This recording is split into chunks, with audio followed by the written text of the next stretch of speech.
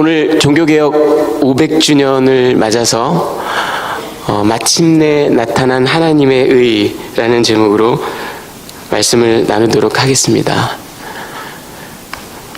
자, 여러분 1517년에 지금으로부터 딱 500년 전이죠. 1517년에 마틴 루터가 95개조 반박문을 면죄부 판매에 대한 95개조 반박문을 비텐베르크 성당 그 문에 내어 걸면서 종교개혁의 깃발이 들어 올려졌습니다. 3년 뒤 교황 레오 10세는 마틴 루터에게 엑스르게 도미네라는 그런 교황 교서를 전달합니다. 여기에 보면은 이렇게 적혀 있습니다. 오 주여, 일어나셔서 당신의 입장을 판단하소서. 사나운 멧돼지가 당신의 포도원에 침입하였나이다. 베드로여, 일어나사 당신의 피로써 성별한 모든 교회의 어머니인 신성한 로마 교회의 형편을 권고하소서. 교훈과 죽음으로 교회를 깨우쳤고 지금도 깨우치고 있는 바울이여, 일어나소서. 모든 성자들과 우주적 교회여, 일어나소서. 당신들의 성서 해석이 공격당하였나이다. 1520년 엑스르게 도미네 교황 레오 10세의 교서입니다. 그리고 이 교서에는 60일의 기한을 주면서 마틴 루터에게 모든 죄를 자복하고 자신이 한 모든 주장을 철회하고 용서를 구할 것을, 그렇지 않으면 파문할 것을 경고하고 있습니다. 정확하게 60일 뒤 루터가 이 교서를 받아든 것은 1520년 10월 10일입니다.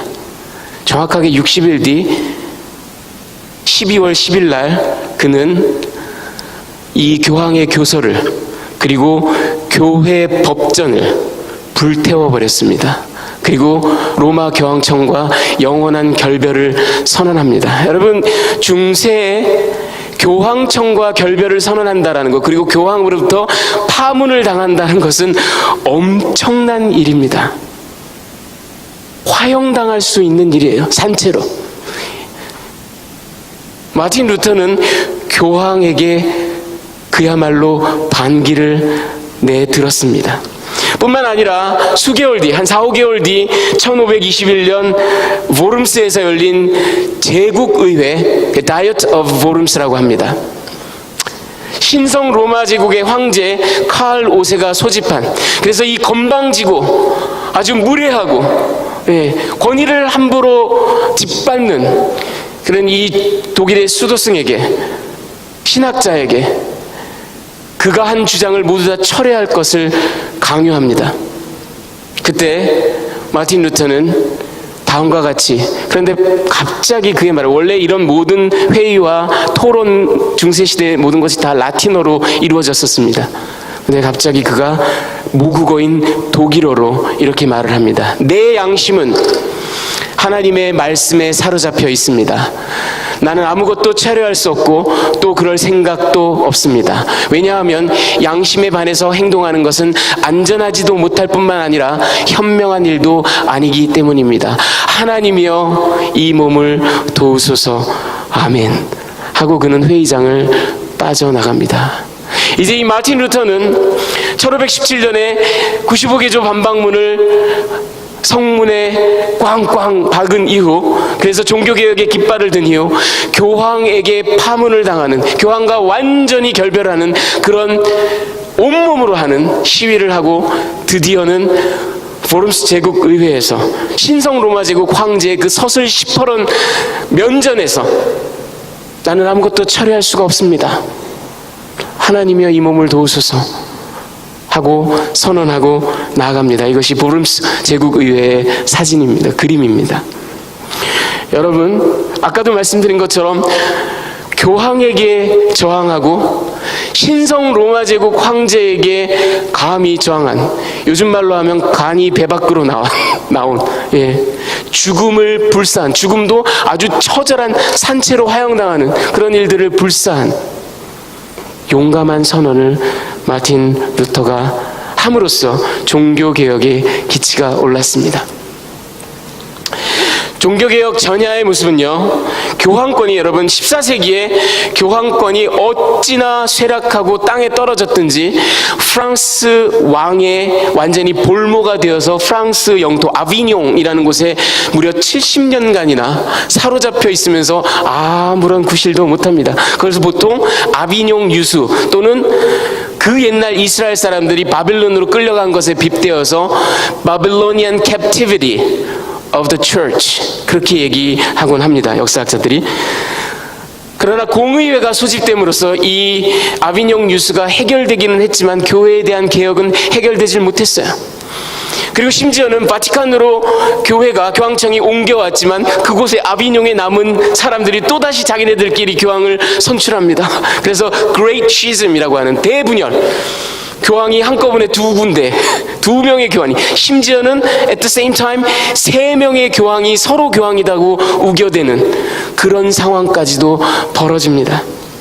더군다나 그 교권의 부패가 이때 이후에 얼마나 극심하든지 음모와 뇌물과 걸석제도와 성직중임제와 성직매매와 족벌주의와 축첩, 사생아, 여러분 이 족벌주의라는, 네포티즘이라는 이 말이 어디에서 나왔냐 하면요, 성직자, 고위 성직자들이 아니면 교황이 원래 순결서약을 해야 되기 때문에 결혼을 할 수가 없죠. 그러나 다 축첩을 합니다.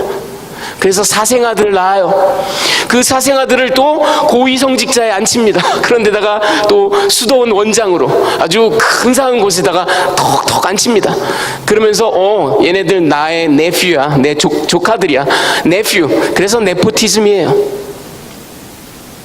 더군다나 이 시대의 교황들이 르네상스에 완전히 심취하여서 교황으로서의 그 영적인 사명은 다하지 않고 사치와 방탕을, 그리고 성적 탐닉을 일삼고 세속 군주와 전혀 다를 바 없는 권모술수와 정치와 야욕과 교권이 그야말로 땅에 떨어지고 더 이상 구제가 불가능할 정도로. 자, 윗물이 이 정도니 아랫물은 또 오죽하겠습니까? 각 지방에 있는 하위 성직자들도 아주 낮은 교육 수준의 도덕 기강도 다 무너지고 그들도 축제를 하고 축첩을 하고, 이것이 종교개혁 전야의 교회의 타락한 모습이었습니다. 한편 1453년에 콘스탄티노플이 함락을 하면서 많은 동방의 신학자들이, 성직자들이 서방으로 망명을 해옵니다. 그런데 저들이 서방에서는 그동안 제롬이 번역한 라틴어로 된 라틴 버게이트 성경만을 바라보고 연구하고 있었죠. 그런데 이제 이 동방의 학자들이 들어옴으로써 그들이 헬라어 원전으로 된 성경을 가지고 옵니다. 이제 헬라어 원전에 대한 그런 액세스가 가능하게 되었습니다. 한편 이 시대에 정치적으로도 봉건제도가 무너지고 강력한 군주들, 프랑스라든지 영국이라든지 스페인 이런 데 강력한 군주들이 출현을 하기 시작합니다. 그리고 민족주의가 발흥하기 시작합니다. 신세계가 발견되고요, 과학과 의학이, 그리고 새로운 항해법이 발견이 됩니다. 그리고 1439년에는 구텐베르크의 활자가 발명이 되어서 마틴 루터 시대에는 그가 쓴 글이 전 유럽에 삽시간에 퍼져나갈 수 있었던 이유가 바로 이 구텐베르크의 인쇄기의 발명이었습니다. 이것이 종교개혁 전야의 유럽의 어떤 그런 모습이었습니다. 이때 하나님께서, 지난 시간에 제가 지명하시는 하나님, 역사를 주재하시는 하나님, 모든 것을 이끄시는 하나님, 그리고 우리 각 개인의 인생까지도, 삶까지도 지명하시고 예비하시는 하나님의 놀라운 파워에 대해서 제가 말씀드렸습니다. 그 하나님께서 이제 마틴 루터라는 사람을 지명하십니다. 그는 1483년 11월 10일 독일의 아이슬레벤이라는 곳에 구리 광부인 한스의 8자녀 중에 두 번째로 태어납니다. 그가 태어나자마자 만스펠트로 가족이 이사를 하죠. 이 한스는 원래 농부였다가요, 구리 광산업자가 됐다가 그래서 광산을 여러 개 소유하는 거부가 되었습니다. 이런 사람들이 늘 추구하는 게 있죠. 자기 자녀들 가운데 제일 될성 부른 놈 하나를 딱 꼽아가지고 요 놈을 법률가로 만들어서, 의사로 만들어서, 예, 그렇게 해서 내가 이 벌은 돈을, 이 명예를 쭉 유지하여 보리라. 마틴 루터가 바로 그 눈에 들어온 아들입니다. 그래서 1501년에 에르푸르트 대학에 입학을 해서요, 1505년에 문학 석사를 졸업하고 그 해에 법학부에 입학합니다. 아버지 뜻을 따라서. 하지만 2달도 채 되지 않아서 학교를 그만둡니다. 이유는 뭐였냐면요, 7월 어느 날 산속을 막 이렇게 가다가 엄청난 천둥과 우레가 쏟아집니다. 여러분, 우리가 천둥 번개 치고 뭐 쾅쾅쾅 하고 그러면은 멋지다, 막 쫙 천둥이 멀리서 보면 멋있고 근사할 수 있어요. 하지만 이 천둥이, 번개가 바로 내 옆에 쏟아지고요, 내가 지금 지나가고 있는 그 나무에 쏟아져서 나무가 쫙 갈라지고, 자기가 그 충격에 의해서 옆으로 확 내동댕이 쳐지는 그런 엄청나게 무시무시한 일을 실제로 마틴 루터가 겪습니다. 마치 그것은 막 폭탄이 쏟아지는 전쟁터를 걸어가고 있는 거랑 똑같아요. 엄청나게 무서운 일을 겪었습니다. 그때 마틴 루터가 하나님, 저를 살려주시면 제가 수도승이 되겠습니다. 예, 우리가 급할 땐 그런 서약을 하죠. 예. 그런데 그 위기를 모면한 루터는 정말로 자기가 서원한 대로 바로 그해 어거스틴 수도회에 입교를 합니다.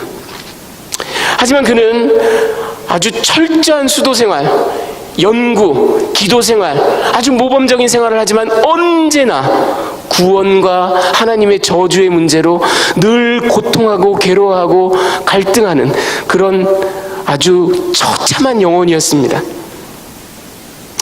근데 그의 상급자가 아주 기가 막힌 브릴리언트한 그런 제안을 합니다.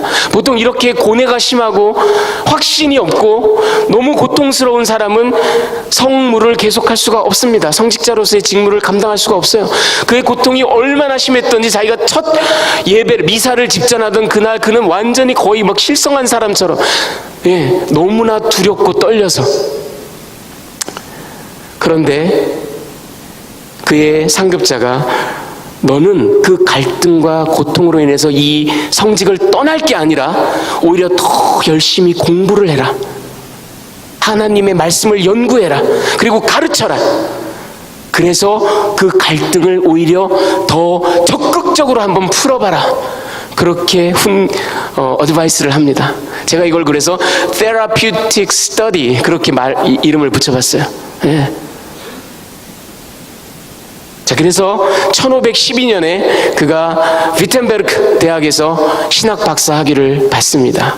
그로부터 이후에 1513년에 시편을 학생들에게 강해하고요, 1515년에 로마서를 강해합니다. 그리고 1516년에 갈라디아서를 강해하고 1517년에 히브리서를 강해합니다. 아마도 이때 1515년, 16년 로마서와 갈라디아서, 바울 서신을 강해하면서 그가, 그 고통에 빠져있던 그가, 아무리 하나님을 사랑하려고 노력해도 안 되던 그가, 늘 저주하시고 무섭게 진노하시는 하나님 때문에 두려워 벌벌 떨던 그가, 이거구나, 하나님의 복음은 이거구나 하고 모든 고통에서 완전히 벗어난, 그래서 종교개혁의 기치를 높이 들 수 있었던 그 터닝 포인트가 바로 1515년, 16년 그때가 아니었나 합니다. 자, 종교개혁은요, 여러분, 그 당시 무엇보다도 교황의 그릇된 가르침, 그 권력의 남용, 이런 것으로부터 기인합니다. 이 가장 직접적인 원인이 됐던 면죄부의 판매, 여러분, 이 면죄부라는 게 어떤 근거를 갖고 있는지, 어떤 배경을 갖고 있는지를 제가 잠시 설명을 해드리겠습니다. 이 면죄부라는 건 자기 자신을 위해서 사는 게 아니에요. 이미 죽은 나의 부모님, 나의 친척, 친구들이 지금 다 연옥에 있습니다. 카톨릭 디알러지에 의하면. 그래서 그 연옥에 있는 친척들이 빨리 천국으로 가라고 죽은 사람들을 위해서 사는 게 면죄부입니다. 이게 가능한 이유는 그렇습니다. 여러분, 우리 모든 사람들은요, 아무리 신자일지라도 이 캐톨릭 디얼러지에 의해서는 죽었을 때 사람이 선한 일과 악한 일을 마치 천칭에 달듯입니까? 이슬람교나 뭐 조로아스터로 교회랑 다를 바가 없어요. 천칭에 딱 따라서 선한 일이 더 많으면, 무거우면 천국으로 가는 겁니다. 그런데 모든 사람들은, 대부분의 사람들은 그럴 수가 없어요. 악한 일이 더 많아요. 그러니까 바로 천국에 갈 수가 없습니다. 그러니까 연옥으로 갑니다. 연옥에서 자기 죄를 다 씻어야만 천국으로 갈 수 있습니다. 이게 캐톨릭 디얼러지입니다. 그런데 교회에는, 여러분 상상을 해보십시오. 엄청난 천국의 보고라는 것이 있습니다. Treasury of the Church 또는 Treasury of the Credits 라는 게 있습니다. 그게 뭐냐 하면, 우리 일반 사람들은 그런데 예수 그리스도, 성모 마리아, 아니면은 세인트 폴, 세인트 어거스틴, 이런 성자들은 어떤 사람들이냐면 죽어서 딱 천칭에 달아보니까 선한 일이 너무 많아요. 예. 그래서 천국에 가고도 남습니다. 공로가. 그거를 잉여 공로라고 합니다. Superfluous credits라고 합니다. 이 잉여 공로가 고스란히 이 교회의 보고에 쌓여 있는 겁니다. 여기 이 이야기도 허무맹랑한데 여기서 이제 결정적으로 허무맹랑한 이야기가 나옵니다. 교황은 어떤 권위가 있냐면 이 천국의 보고의 문을 싹 열어서 이 잉여 공로를 흘려보낼 수 있는 권한이 있는 겁니다. 그래서 면죄부를 사면 내가 너에게 이 잉여, 세인트 어거스틴의 잉여 공로를, 성모 마리아의 잉여 공로를 너한테 흘려보내주마. 그래서 연옥에서 고통받고 있는 영혼이 천국으로 갈 수 있다라는 그런 죄사함의 권한이 교황에게 있다라는 것 때문에 이게 근거가 되어서 면죄부를 파는 겁니다. 여러분, 근데 아까도 말씀드린 것처럼 이 교권이 타락하고 정치적으로, 종교적으로 모든 것이 타락한 이 시대에 그 당시 브란덴부르크의 알버트라는 사람이 있었습니다. 이 사람이 이미 두 개의 대주교구를 갖고 있었어요. 그런데다가 거기다가 독일에서 가장 덩치가 크고 중요도가 높은 마인츠 대주교구까지 손에 거머집니다. 어떻게 거머져요? 거래를 통해서, 교황과 거래를 통해서. 그 거래하는 내용을 들어보세요. 여러분, 남대문 시장에서 흥정하는 거랑 똑같습니다. 교황이 12사도가 있으니까 12,000 듀카트를 내라 그렇게 얘기를 합니다. 알버트는 에이 너무 많다, 교회에 7가지 사제가 있으니까 내가 7,000 듀카트를 내겠다. 보통 자기가 원하는 가격보다 더 낮게 잡아야죠. 그래서 뭐 옥신각신 하다가 그래 좋아, 그럼 10,000 듀카트로 타협보자. 그래서 10,000 듀카트에 삽니다. 여러분, 이 10,000 듀카트가 어느 정도 가치인지 우리는 잘 모르죠. 한 반세기 전에 1450년대에 유럽에서, 전 세계에서 가장 부유한 사람이 메디치라는, 여러분 메디치 가문 들어보셨죠? 이 메디치라는 사람이 갖고 있었던 전 재산이 20만 듀카트 정도입니다. 한 20분의 1이에요. 그러니까 정확한 비유라고는 할 수 없지만 오늘날로 얘기하면 빌 게이츠가 갖고 있는 재산의 20분의 1을 돈을 내고 그 마인츠 주교구를 사는 겁니다. 자, 이렇게 샀으니 어떻게 할까요? 교황은 앞으로 8년 동안 이 마인츠 대주교구에서 면죄부를 독점해서 팔 수 있는 특권을 알버트한테 주는 겁니다. 알버트는 그렇게 판 돈의 절반은 무조건, 여러분 다 몰기지 집 사시고 난 다음에 은행에 따박따박 내는 것처럼 자기가 번 돈의 절반은 무조건 교황한테 들어갑니다. 나머지 절반만 자기 건데, 그것도 이 사람이 어디서 돈이 있어서 그렇게 샀겠어요? 후거 가문이라는 엄청난 은행 가문에 또 돈을 꼬어서 산 겁니다. 그러니까 원금과 이자를 신나게 갚아야 돼요. 그래서 그게 수년이 지나면 이제 손익분기점이 딱 지나고 나면 그때부터 이제 자기 독점 수입이 되는 겁니다. 그러니까 여러분 같으면 어떻게 하시겠어요? 눈에 불을 켜고 미친 듯이 팔아대는 겁니다. 자, 이때 나타난 사람이 요한 테첼이라는 사람입니다. 저 사람은요, Salesman of the Year 정도가 아니에요. Salesman of the Millennium이에요. 이 사람이 어떻게 얼마나 잘 팔았냐면요, 면죄부를 팔면서 뭐라고 선전을 하면, 이 면죄부는 죄인들을 세례보다도 더 깨끗하게 만들고 타락 이전의 아담보다도 더 깨끗하게 만들 뿐만 아니라 면죄부를 파는 자의 십자가는 그리스도의 십자가만큼 효력이 있다. 이미 사망한 사랑하는 사람들을 위해 면죄부를 사면 이 헝금함의 바닥에 동전이 쨍그랑하고 떨어지는 순간 연옥에 갇혀있던 영혼이 화살처럼 평 튀어올라서 천국으로 올라간다. 이렇게 선전을 하고 다닙니다. 여러분, 우리는 지금 웃지만 그 무지하고 목매하고 죽도록 일하던 독일 농부들, 독일 처참한 백성들은 그냥 너도 나도 줄 서가지고 저 면죄부를 막 다 삽니다. 그 돈은 고스란히 교황청으로 흘러가고 알버트에게 흘러갑니다. 이때 1517년 10월 31일 날 이 면죄부의 판매는 성경적이지 않다. 교황에게는 이런 권한이 없다.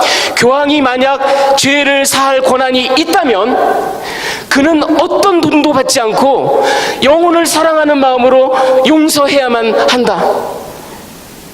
저렇게 돈을 끌어모아서 성 베드로 성당을 건축하고 할 것이 아니라, 교황이 진정으로 영혼들을 사랑한다면 오히려 성 베드로 성당을 팔아서 그 돈으로 가난한 백성들에게 나눠줘야만 합당하다 하고 95개조 반박문을 성문, 그 교회 문에다가 탁탁탁 받습니다. 이것이 종교개혁의 시작입니다. 엄청난 반향을 불러일으킵니다. 그 당시 민족주의와 같이 맞물려서요. 왜? 이건 가난한 독일 민중들에 대한 이탈리아 교황청의 착취거든요. 그래서 백성들이, 그리고 더군다나 아까 말씀드린 그 인쇄술이 발달함으로 인해서 바로 이 라틴어로 쓴 95개조 방방문 바로 옆에 독일어로 번역이 되어서 그게 프린팅이 돼서 삽시간에 전 독일에, 전 유럽에 퍼져나가면서 마틴 루터의 개혁 사상이 드디어 이 세상을, 교회를 바꾸게 됩니다. 자, 여러분, 루터를 루터 되게 만든 복음의 정수, 마침내 나타난 하나님의 의, 오직 믿음으로. 여러분, 많은 사람들이, 천주교 신학자들이, 아니면 루터를 반대하는 사람들이, 루터는 뭐 신학적 깊이도 없었고 수도 생활도 아주 나일롱으로 했다, 뭐 이런 공격들을 합니다. 전혀 그렇지 않습니다. 비록 루터가 광부의 아들 출신이고 그 표현이나 이런 것들이 대단히 거칠기도 하고 했지만 루터는 엄청나게 탁월한 학자였습니다. 지독한 공부벌레였습니다. 그리고 이 개혁에 앞장서기 전까지는 교회의 권위에 대단히 순종적인 사람이었습니다. 그리고 그의 수도 생활은 완벽에 가까울 정도로 철저한 수도승이었습니다. 그가 수도회에 입교를 한 이유도 서원 때문이기도 하지만 이 세상의 명예를 다 버리고 나는 오로지 하나님만 추구하겠다, 가장 탁월한 신앙인이 되겠다, 가장 하나님 가까이 가겠다라는 그 열망 때문이었어요. 더구나 그는 그 선행과 고행에 있어서도 정말 탁월하고 철저하게 자기를 절제하고 자기를 죽이는 사람이었습니다. 유명한 예화 중에 하나가요, 이 루터의 수도승 시절에 루터의 상급자가 루터한테 너는 제발 고해성사하러 좀 그만 좀 하라. 예. 이 사람이 얼마나 완벽주의였냐면 제가 어떤 죄를 지었고 어떤 죄를 고해성사를 하고 이제 나가다가 내가 또 고백하지 않은 죄가 또 생각이 나서 다시 들어오고 그러던 사람입니다. 철저하게 자기를 절제와 고행과 수행으로 닥달했던, 그러면서도 마음에 평화가 없었던 그런 사람입니다. 왜? 아무리 하나님이 사랑이라고, 하나님의 은혜가 엄청나다고 읽고 공부를 해도 그 은혜 앞에 서려가면 나 같은 죄인이, 마치 하나님은 눈을 부릅뜨고 나를 쳐다보면서 나는 네가 죄인인 걸 안다, 나는 네가 더러운 걸 안다 하고 저주하고 화를 내시는, 진노하시는 그런 하나님으로 믿어졌기 때문에 그는 하나님을 아무리 사랑하려고 노력해도, 신비주의에도 빠져보고요, 별의별 노력을 다해봐도 하나님을 도저히 사랑할 길이 없습니다. 아니, 오히려 하나님이 미워집니다. 하나님이 거북합니다. 그 자리에 갈 수가 없어요. 이게 고뇌하는 처절한 영혼 마틴 루터였습니다. 그러던 그가 로마서를 강해하면서, 갈라디아서를 강해하면서 로마서 1장 17절 우리 다 같이 한번 읽어보겠습니다. 복음에는, 시작. 복음에는 하나님의 의가 나타나서 믿음으로 믿음에 이르게 하나니 기록된 바 오직 의인은 믿음으로 말미암아 살리라 함과 같으니라. 루터에게요, 저 하나님의 의가 얼마나 무서운 거였는지 모릅니다. 하나님 앞에 다가가려고 해도 그 하나님의 의, 하나님의 공의, 그것은 결국 죄인들을 절대로 용서하시지 않는, 죄를 절대로 사유하시지 않는 하나님의 진노, 그것으로 인해서 정말 처절하게 고통받았던 그 루터가 로마서 1장 17절을 연구하면서 하나님의 의, 마침내 나타난 하나님의 의는 바로 이것이라. 저 의는, 오직 의는 믿음으로 말미암아 살리라는 말은, 루터가 완전히 뒤집어진 저 말씀은, 그의 아하 모먼트가 왔던 저 말씀은, 그의 신학을 완전히 업사이드 다운 바꿔버렸던 그 말씀은 역시 마찬가지로 미친 것처럼 아주 열심히 나갔던 이 다소의 사람 사울, 하나님을 향한 열심히 정말 극에 달하던 그 사람, 그를 완전히 거꾸러뜨렸던 하나님의 은혜의 복음의 말씀. 그래서 사도 바울이 로마서 1장 17절에도, 갈라디아서 3장 11절에도 저 오직 의인은 믿음으로 말미암아 살리라는 하박국 2장 4절 말씀을 인용합니다. 바울의 아하 모먼트였던 거예요. 바울의 신학이, 그의 삶이 완전히 업사이드 다운 바뀐 그것이 바로 하박국 2장 4절입니다. 하박국 2장 4절, 의인은 그의 믿음으로 말미암아 살리라. The righteous will live by his faithfulness. 여러분, 우리말을 이렇게 딱 보시면 의인은 그의 믿음으로, 의로운 자들은, 하나님을 사랑하는 자들은, 하나님께 의롭다 칭함받은 사람들은 그들의 의로움으로 사는구나, 이렇게 생각하기 쉬워요. 하지만 하박국 2장 4절이 전하고 있는 히브리어 원문의 말씀은 전혀 그런 게 아닙니다. The righteous, 의로운 사람들은 3인칭 단수예요. 그분의 신실하심 때문에 산다. 여러분, 저 faith라는 말은 히브리어로는 faith라고도 번역이 되지만 faithfulness, 신실함으로도 번역이 됩니다. 의로운 자들은 하나님, 저 3인칭 단수, 그들이 아니고, 복수가 아니고 하나님의 신실하심 때문에 산다라는 겁니다. 바울이 깨달았던 하나님의 의는, 마틴 루터가 깨달았던 하나님의 의는, 자기가 죽도록 고행하고 수도하고 고해성사하고 계단을 무릎으로 막 질질 끌면서 올라가고 자기 자신을 쳐서 복종시켜서 이루는 의가 아니라, 자기하고는 아무 상관이 없는 하나님께서 일방적으로 부어주시는 그 하나님의 의 때문에 의인은 산다라는 겁니다. 이것을 마틴 루터가 깨달았다는 것입니다. 그래서 여러분, 우리가 에베소서 2장 8절 9절을 보면요, 너희는 그 은혜에 의하여 믿음으로 말미암아 구원을 받았으니 이것은 너희에게서 난 것이 아니요 하나님의 선물이라. 여러분, 하나님의 은혜에 의하여 마치 우리 인간의 의지와 행위와 율법으로 믿음이라는 것을 발휘해서 그 둘이 하나가 되어서 구원을 받는 것처럼 보이지만, 하박국 2장 4절, 로마서 1장 17절, 갈라디아서 3장 11절에 비춰보십시오. 그리고 저 에베소서 말씀도 바로 9절에 나오잖아요. 행위에서 난 것이 아니니 이는 누구든지 자랑하지 못하게 함이라. 저 믿음조차도 하나님께서 은사로 선물로 주시는 겁니다. 마틴 루터는 그의 처절한 고행으로 구원에 이르는 게 아니라 하나님의 일방적인 의로움, 일방적인 은혜로 구원받는다라는 것을, 그 믿음으로 의롭다 칭함받는다라는 것을 드디어 깨달은 겁니다.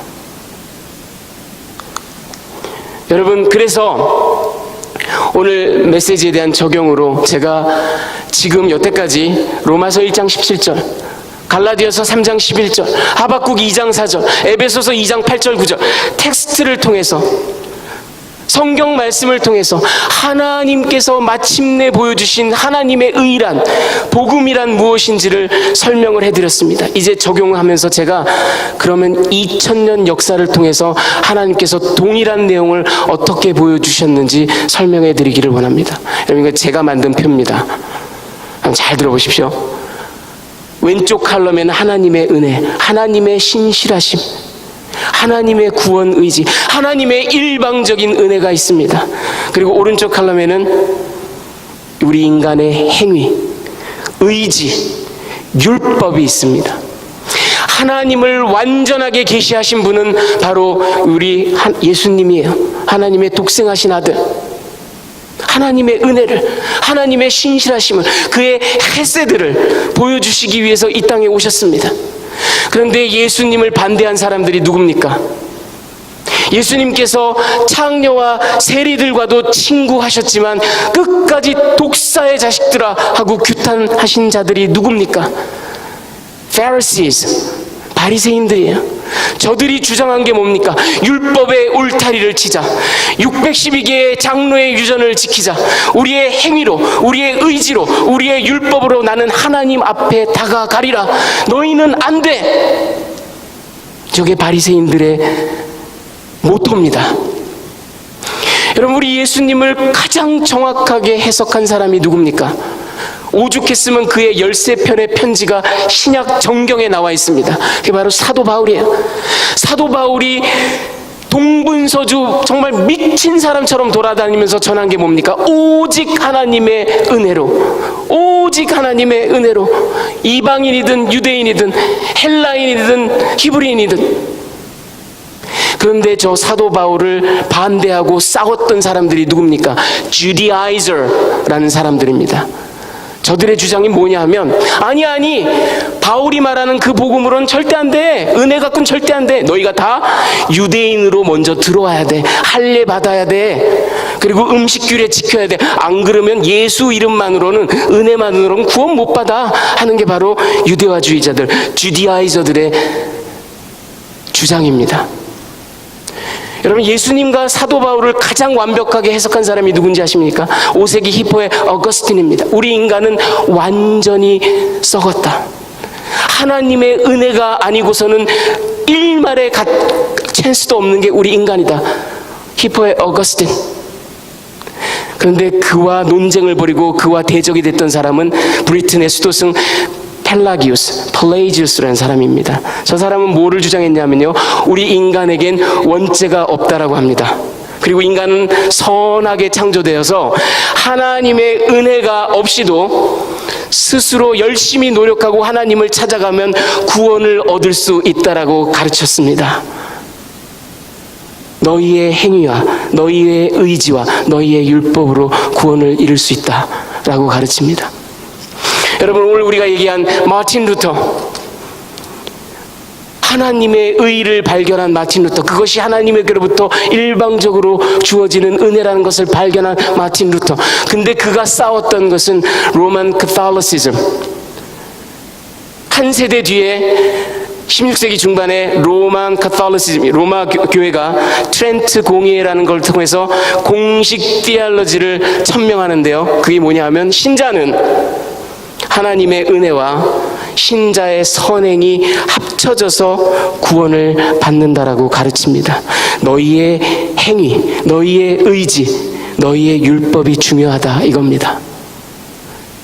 역시 한 세대 뒤에 존 캘빈, 우리 인간은 전적으로 타락하였고 그래서 하나님께서 아무 조건 없이 선택받은 자들, 그리고 그 하나님의 저항할 수 없는 은혜로 우리가 구원을 얻게 된다는 저 캘빈의 개혁 사상. 근데 캘빈이 죽은 이후기는 하지만 캘빈과 크게 대치했던 사람이 화란의 자코부스 아르미니우스라는 사람입니다. 그는 펠라기우스주의를 그대로 받아들였어요. 그래서 우리의 구원은 하나님의 은혜와 우리의 자유의지, 선택, 결단, 노력이 함께 합쳐져서 시너지를 일으켜야만 구원을 얻는다라고 가르친 게 바로 아르미니우스입니다. 여러분, 이 대차 대조표가 보이십니까? 왼쪽 칼럼에 하나님의 은혜의 메시지, 오른쪽 칼럼에 시대마다 그때마다 나타났던 아니 은혜만으로는 안 돼.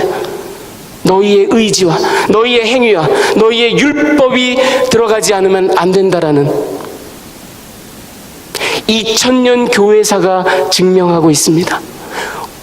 여러분, 이게 옛날의 이야기가 아닙니다. 오늘날 교회도 네오-페리시스, 세마이-펠레지안스, 아르미니안스, 행위와 의지와 율법을 보여달라는 목소리가 사실은 오히려 더 다미넌트, 더 주도적인 게 오늘날 교회예요. 여러분, 그러나 우리는 분명하게 봅니다. 말씀에서, 그리고 2000년 교회사에서, 마틴 루터가 드높이 들었던 종교개혁의 기치에서 우리는 명확하게 봅니다. 하나님의 은혜의 메시지의 행진은, 저 복음의 정수의 행진은 지금도 계속되고 있어요. 여러분, 신앙은요, 신앙생활과 군대가 갖고 있는 공통점이 뭔지 아십니까? 줄 잘 서야 돼요. 줄 잘못 서면 큰일 납니다. 네, 줄 잘못 서면 엉뚱한 데 가서 죽도록 고생합니다. 신앙생활에 참과 거짓이 싸울 때, 복음과 비복음이 투쟁을 벌일 때 중립지대란 없습니다. 회색지대란 없어요. 어느 민족 누구에게나 결단할 때가 오는 법입니다. 줄을 잘 서는 것. 여러분, 어느 줄에 서시겠습니까? 저 하나님의 은혜의 복음의 메시지, 저 줄에 서십시오. 저를 못 믿어도 여태까지 예수님, 사도 바울, 어거스틴, 마틴 루터, 캘빈을 믿으십시오. 여러분, 성경을 믿으십시오. 이것이 참 복음입니다. 이것이 루터되게 했던 복음의 정수이고, 이것이 그토록 썩어 문드러져서 회생의 여지가 없었던 중세교회를 완전히 새롭게 한 종교개혁의 복음의 메시지입니다. 여러분, 우리는 아직도 종교개혁 진행 중에 있습니다. 끝난 게 아니에요. 교회는 여전히 저 오른쪽 칼럼의 메시지들이 판을 치고 있어요. 더 사람들을 흥분시켜요. 더 찬란해요. 더 열심히 있어 보여요. 하지만 하나님의 저 은혜의 복음의 메시지를 오롯이 붙들고 순교자들의 정신을 본받아서 믿음의 선조들의 그 꿋꿋한 지조 있었던 믿음을 본받아서 참과 거짓이 싸울 때 분명하게 자기 입장을 밝히면서 이 믿음의 여정을 당당하게 걸어가시는 저와 여러분이 되시기를 주님의 귀하신 이름으로 축원합니다. 같이 기도하시겠습니다.